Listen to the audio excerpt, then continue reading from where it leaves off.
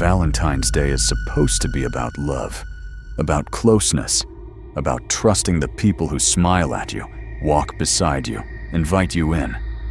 But that trust is exactly what makes this night dangerous. Because on Valentine's Day, no one questions kindness. A gift bag feels harmless. A party feels normal. A stranger feels temporary. Tonight's stories aren't about monsters hiding in the dark. They're about people who blend in perfectly with the light. A man who walked the streets offering candy. A visitor who knocked with a Valentine gift.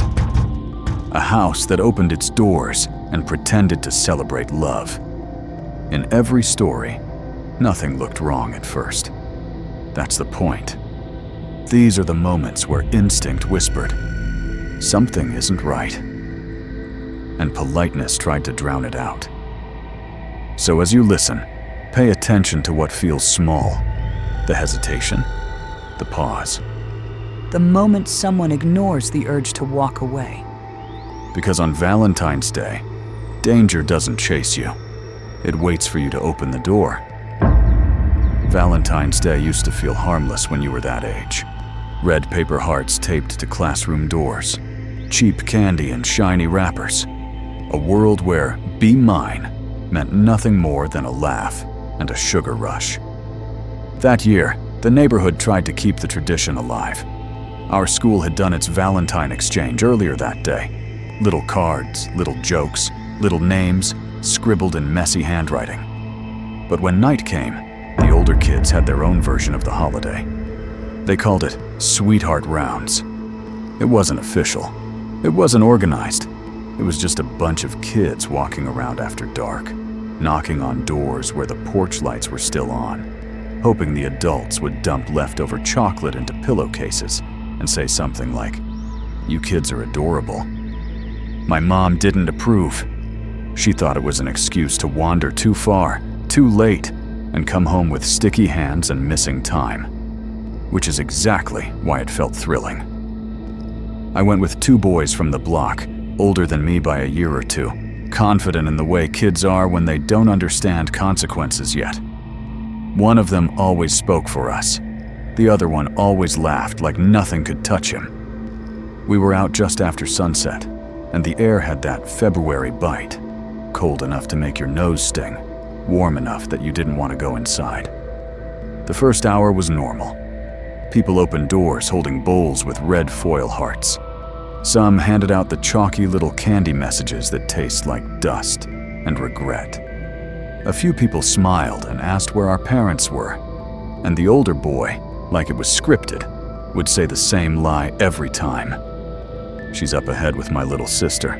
We're just catching up." It worked. Adults want to believe kids are supervised. It helps them sleep. We walked until our bags started to get heavy, and then we took a break at one of their houses. Frozen pizza, warm lights, TV turned up loud, like the walls could keep anything bad outside. But around 8, the neighborhood quieted. The porch lights thinned out. The groups of kids disappeared. The air got sharper, and the streets got emptier in that way that makes the dark feel closer. And still, we wanted more. We told ourselves we'd hit one last block, one we hadn't done yet, just a few streets over. That block was quieter than the rest. No music, no laughter, just houses sitting back from the curb, watching us with their blinds half closed like tired eyes. We knocked anyway. A couple doors didn't answer. One woman cracked her door open and frowned at the sight of us. "Isn't it late?" she asked. We nodded like it wasn't, like we had a plan, like we weren't 3 kids standing in the cold with pillowcases and bad judgment. That's when we noticed him. At first it was just movement behind us. Slow, steady, patient. A man pushing a stroller. He wasn't rushing. He wasn't distracted. He wasn't doing that tired parent shuffle. He moved like someone who had nowhere else to be. The stroller's canopy was pulled down low, covered, like the baby inside was asleep, or like he didn't want anyone to see. He was a few houses away, coming closer, one squeaky wheel at a time. I remember thinking what you're supposed to think. It's Valentine's. He's walking his kid. He's being a good dad. That thought lasted exactly as long as it took for him to start humming. Not loudly, not cheerfully. Soft, low, a melody without words. And then, like we were already in the same conversation, he spoke. "How's the Valentine haul going, boys?" We answered at the same time, reflexively polite. He smiled. And in that smile, there was something that didn't belong on a holiday about love. "It's pretty late," he said. "I'm heading home. My little one fell asleep. I've got bags of candy left. You want the rest?" We looked at each other. Kids understand free faster than they understand danger. "What kind?" the older boy asked. "All kinds," the man said, like he'd practiced the line. "Chocolate, gummies, the good stuff. I didn't get many visitors tonight." There was a bag hanging from the stroller handle. It looked heavy. Red wrappers, silver wrappers, the kind that catches streetlight like bait. He pointed up the street. "House is just up there. 2 minutes." And then he started walking, like it was settled. We followed. I wish I could say I felt something immediately. Some primal warning.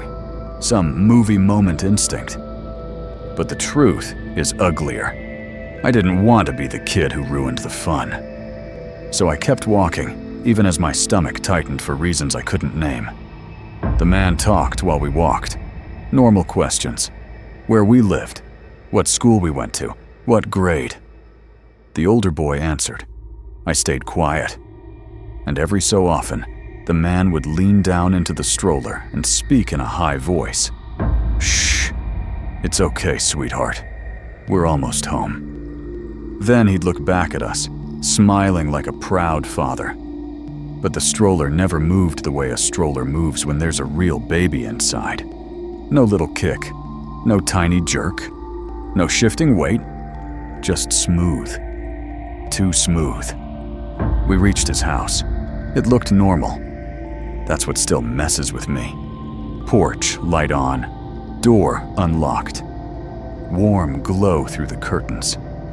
He pushed the stroller inside first, straight into the living room, and then held the door open with the politeness of someone who wanted to be trusted. "Come on in," he said. "It's cold out there." The older boy stepped in without hesitation. I followed because I didn't know how to do anything else. The air inside smelled clean, like lemon, like someone had scrubbed something that didn't want to come out. He parked the stroller in the middle of the living room, 10 feet away, right in front of us, like he wanted it to be seen. "I'll be right back," he said. "Candy's in the kitchen." I remember thinking, why would the candy be in the kitchen if he's been walking around with it? And then he walked out of the room. The house swallowed the sound of his footsteps. The older boy didn't move. He stared at the stroller like it had started breathing. Slowly, he walked toward it. I whispered his name. He didn't answer. He reached for the canopy, lifted it, and the look on his face changed so fast, it was like someone had slammed a door inside him. He backed away, hard. "Let's go," he hissed. Not loud, not dramatic, like he was afraid the walls would hear him. We turned and bolted. Pillowcases heavy, candy bouncing, our breath loud in our own ears. We hit the porch, almost tripped down the steps. And that's when a woman's voice cut through the dark. "Excuse me. Hey!" A neighbor. She was jogging toward us, phone in her hand, eyes wide like she'd been holding her breath. "Do you know that man?" she demanded. The older boy could barely talk. He offered us candy," he said. "He had a stroller, but there wasn't." He swallowed, like the words didn't want to exist. It was a fake baby. Something cold ran up my arms. The woman's face tightened like she'd expected that exact sentence. "That man doesn't have a child," she said, voice low now. "I've seen him do this before." Before? Not once. Not a weird mistake. Not an awkward misunderstanding. Before, she grabbed our arms and pulled us toward her car like we were her own kids. I hesitated, because isn't the rule, don't get into strangers' cars? But fear makes you choose the nearest safe thing, and in that moment, she felt safer than the house behind us. She drove us home fast, not reckless, focused, like she'd done this in her head 100 times. When we got to my house, she walked me to the door and spoke to my mother before my mother even fully understood what she was hearing. I watched my mom's face change, confusion to horror to fury, like a storm forming in seconds. I told her everything, and when I finished, she didn't comfort me first. She locked the door. Then she checked every window. Then she called the police. That night, I couldn't sleep, because all I could think about was the stroller. Not what I saw. I never lifted the canopy. But what my friend saw was enough to change him forever. And even now, years later, when Valentine's Day comes around, when people talk about love and sweetness and hearts, I think about a quiet street at 8 p.m., a man humming without words, a covered stroller rolling too smoothly, and I think about the part that still makes my throat tighten. He didn't lure us with candy because it was a holiday. He chose Valentine's Day because the whole world expects sweet to be safe. And because on a night built around hearts, no one notices when a heart stops. Valentine's Day ended the way it usually does when you're older. The world gets quieter. The couples disappear behind closed doors. The restaurants stop seating people. The neighborhood turns off its porch lights one by one, like it's slowly going to sleep. That year, I was home alone. Not alone. My parents lived there. But they were out late, doing the kind of adult Valentine thing you don't question. A dinner, a movie, a drive. Something that meant I had the house, the leftovers, and the silence. I'd been assigned the early part of the night, hand out candy, and those little heart-shaped conversation tablets to kids who were still young enough to think Valentine's Day was just sugar and stickers. By 8 p.m., the bowl was half empty. By 9 p.m., the street was dead. And by 9:30, I was upstairs in my room, lights low, trying to settle into the kind of calm that only happens when you think the night is finished. I was watching something mindless, something medieval and loud and far away from my real life, when I heard the doorbell. One clean chime. I paused the TV, waited. Sometimes people hit the wrong house. Sometimes kids get brave and do a last run. Then it rang again. My dog started barking. Small dog bark, more alarm than intimidation. I looked at the time. 9:47 p.m. Nobody is trick-or-treating for Valentine's candy at 9:47. Not unless they're desperate. I went to the stairs and listened. No voices, no laughter, no sound of footsteps moving away. Just the doorbell. Again. My heart did that thing where it starts beating in your throat. I went down, but I didn't swing the main door open.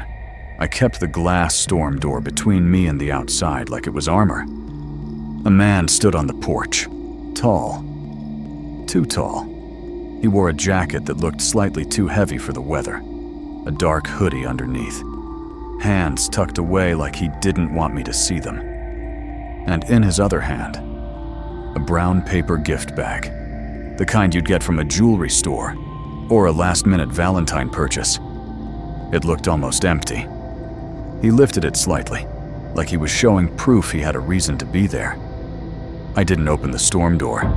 Through the glass, I said, "Sorry, we're out." He tilted his head, not in a confused way, in a studying way. Then he tapped the bag once with his knuckle. Soft, patient. And he spoke, quiet enough that it felt like he was aiming his voice just at me. "It's for you." That sentence hit wrong. Not because strangers don't deliver gifts, but because he said it like he already knew me, like I'd been expecting it. I stepped back. He didn't move. I could see my own reflection in the glass. Pale face, wide eyes, floating over his maskless expression. I forced my voice steady. "Who are you?" He smiled. Not big, not friendly. More like he'd won something. "You can open it," he said. "It's Valentine's." And I slammed the inner door shut, locked it. Double locked it. Then I stood there in the dark hallway, listening for the sound that would tell me he was leaving. Footsteps down the porch steps, a car door, anything. But instead, the doorbell rang again. Longer press this time. My dog barked like he was offended. I turned off the downstairs lights and moved upstairs, pulling my dog with me, trying to convince myself it was nothing. A stupid prank. A drunk guy at the wrong house. A neighbor's teen messing around. But then I heard the storm door. A sharp snap, like plastic giving way, like a latch breaking. Then a heavy knock on the main door. Not the polite kind. The kind that says, "I know you're in there." I froze. My phone was in my hand already, but my brain was doing that panicky math. If I call 911, will he hear me? If he breaks in, where do I hide? If he leaves, do I ever know he's really gone? I texted my family group chat. "Someone's at the door, not leaving?" No answer. Of course, Valentine's night. Everyone's living their own story. The knocking stopped. I stood at the top of the stairs, breathing shallow, listening hard. And then, nothing. 10 full seconds of silence. That kind of silence that isn't peace. It's a pause, a decision being made. I heard a soft scrape outside, metal on wood, then another. Like someone dragging something along the side of the house. My bedroom was on the second floor, so I told myself it had to be nothing. A raccoon, a tree branch, the wind. I went back to my bed, keeping the lights off, keeping my breathing low like I could hide my existence by being quiet. I tried to watch the TV, but I wasn't watching. I was listening. Minutes passed. No doorbell. No knocking. The night slowly loosened its grip on my chest. I turned off the TV for full silence, hoping sleep would erase the whole thing. And I did drift. Not deep. Not restful. Just enough to blur the edges. Until my dog made a sound I'd never heard from him before. Not barking. A low, warning growl. I sat up. He was staring at the window. And then I heard it. A faint thump. Then a soft drag. Then something like fingertips. Not tapping. Testing. I reached for the blinds with shaking hands and lifted them just enough to see. And my stomach dropped so hard it felt like falling. The man was at my window. Second floor. Face right there. He was standing on something. Balanced. Steady. Like he'd done it before. And in the pale glow from the streetlight, I could see the brown gift bag hanging from his wrist. He lifted it, pressed it gently against the glass, like he was offering it again. I screamed. My dog didn't bark. He just backed away like the fear had knocked the sound out of him. I ran to my parents' bedroom and locked the door. Phone already dialing. The operator answered. Calm, trained, steady. 911. What's your emergency? My voice was shaking so badly it felt like my teeth were rattling. There's a man, outside, at my upstairs window. He tried the front door. Please, hurry. I asked her to hurry again. And again. And every time, she promised help was coming. Because that's what they say, when your world is collapsing and you need words to hold on to. 10 minutes can feel like an hour when you're listening for a window to shatter. When the police finally arrived, Their flashlights carved up the yard like blades. They checked the doors. They checked the shed. And then one of them called out, "Hey, over here!" Leaning against the side of the house was my dad's ladder, pulled out, positioned, like someone had gone into the storage shed, found what they needed, and made a plan. The officer looked up at my window, then down at the ladder, then back up again. And he didn't say the thing I wanted him to say. He didn't say, "Probably just a prank." He didn't say, "Kids messing around." He said something quieter, heavier. This wasn't random. They never found him. Not that night. Not after. No mask left behind. No bag. No footprints that mattered. Just a broken storm door latch. A ladder that didn't belong there. And the sick realization that he picked Valentine's Day on purpose. Because on Valentine's Day, a gift bag looks normal. A stranger at your door looks like romance. And the first lie that keeps you alive is the one you almost believe. He's probably here for someone else. After that night, I stopped liking Valentine's Day. Not because of heartbreak, because of what I learned. Some people don't bring gifts to show love. They bring them to test how easily you'll open the door,